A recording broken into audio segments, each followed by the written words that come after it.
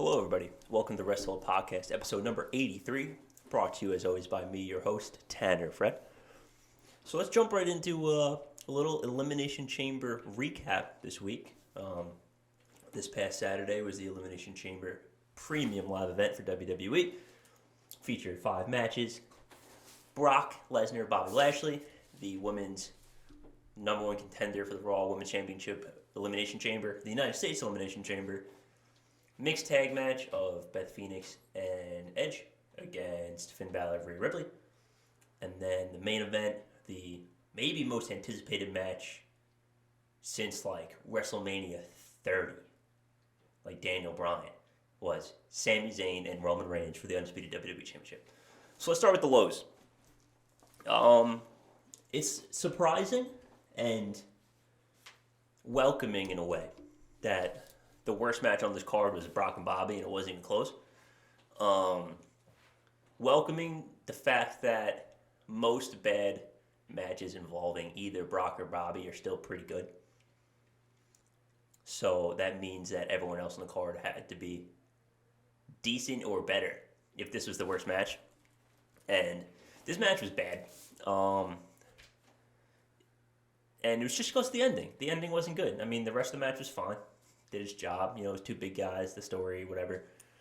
And then Brock makes a desperate move, low blows Bobby. And it was just weird. It was just weird. Ends in a DQ. And now there's not a rematch at WrestleMania because they're both doing other things. I don't understand what this booking is about. I don't understand what the point of this is.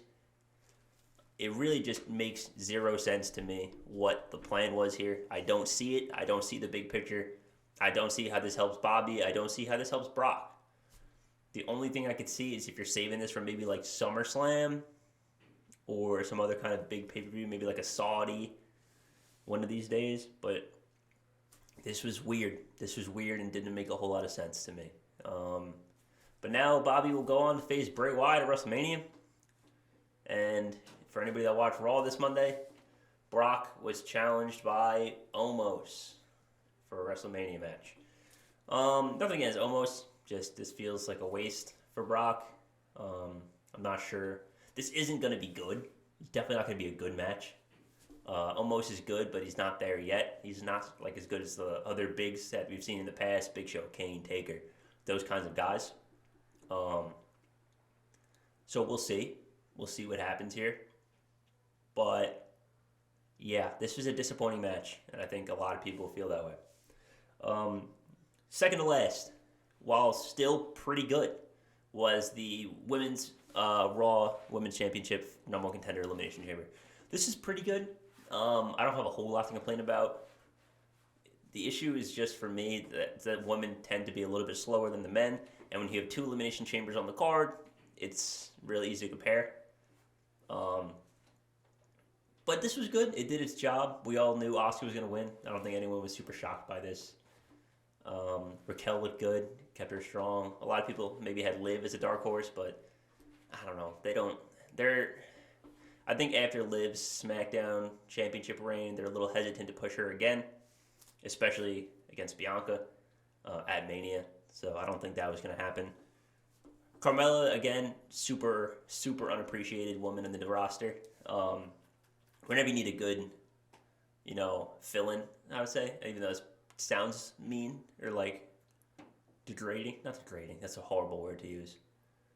It's not I'm not saying that being she's a multi-time women's champion. What I'm trying to say is she's good, and they use her similar to a Seth Rollins role. And I know I'm not comparing Carmella to Seth Rollins, relax. But where if they need someone to put on a pretty good match who's probably not going to win, Carmella fills in that spot very well because she's good. Natalya was there for the home crowd pop. She had a decent match, eliminated second to last. And then the other one was Nikki Cross, who has kind of seen a little bit of a resurgence after her Nikki Ash character under the new Triple H regime. But I don't know. This is a good match. It did its job. I think only 3 women really had a shot at winning this: Raquel, Liv, and Asuka, obviously. But I think Asuka was the easy pick for most people, and that's what we ended up getting. And then middle of the road, which was a surprisingly better match than I expected, and I think most, maybe not most people, but was Finn Balor, Rhea Ripley versus the Grit Couple, Edge and Beth Phoenix. So I think you guys know now. Anybody who's been watching us for a while kind of knows how Wrestle Podcast feels about mixed tag matches, especially WWE mixed tag matches that aren't true intergender matches. This one was surprisingly good. It did a good job of giving the illusion that it was an intergender match with the tags. Because a lot of times, like, if, like, the guy tags out to the girl, the other girl just comes in the ring. And, like, they did a good job of making it seem like it was intergender when it really wasn't. But this was a surprisingly good match. I had picked Finn and Rhea to win this, forgetting that Edge is from Canada, so that's on me. That would have been an easy pick if I had remembered that. But it seems like we're going to get Finn and Edge at Mania. Again, this feud has been long. It's not bad, but it's long. And it's time to wrap it up, maybe. And Edge is probably just going to win. So, I don't know. I don't see the point of this. I know Finn was on the list. I don't know who else was on the list that I remember. But we're getting to that point now where it's, time to wrap this up and move on to something else. And then the Men's United States Championship Elimination Chamber. This match is awesome. This match was really good. I have one or two small complaints, but otherwise it was good. Everyone looked great. Everyone had their little spot to shine. It was a good mix of, like, people who were, like, uber athletic, jumpy around, and, like, kind of more grounded people. Like, Seth is super athletic, but he tends to stay on the ground more. Theory, same thing. Bronson Reed, obviously. And then you had your Montez Ford, Johnny Gargano, who's a little more quick-moving, aerial type wrestlers. And then Priest, again, grounded as well. But this is really good. It did a lot for Raw that doesn't have a main championship right now. It made Austin Theory look really strong. Good win from him. It seems like we're moving into the direction of him and Cena, which I believe is not on this coming Raw, but I believe Cena is returning next Raw. So that would be March 6th, I believe he's back. Cena's coming back. So keep an eye out for that. March 6th Raw, I believe they're probably going to set up that WrestleMania match, which I hope Austin Theory will win. But I don't know. What else was in the chamber that was notable? Oh, Logan Paul coming in to attack Seth Rollins. Again, first of all, hilarious that Logan Paul's finisher is the buckshot lariat. That's just hysterical because it's literally like the finisher of a former AEW champion. So that's really funny that he can just come in and do that with relative ease every single time. But I think we all saw that the Seth Logan thing was happening. I don't hate it. I think it'll be a good match, but like, at what point do we give Seth something here? Like, give him a belt. Let him do something important, please. But for now, we'll get him and Logan at WrestleMania. And I think that's it from that chamber. That's really most of the most important stuff. And then we have the main event of the evening, Roman Reigns and Sami Zayn. This was one of the best. So I've been arguing with some people about this, about where this ranks in Roman's top matches, especially on this run in particular. I have it at, I think 4, behind his match with Drew at Clash of the Castle, behind his no DQ with Kevin Owens, and behind, I said one more, but I can't think of it. When I think of it, I'll tell you. But I have this at number 4. But this was a damn good match. Oh, sorry, Jay at Hell in a Cell. That match was sick. This was probably Sami Zayn's best match of all time that I've seen, at least from a storytelling standpoint.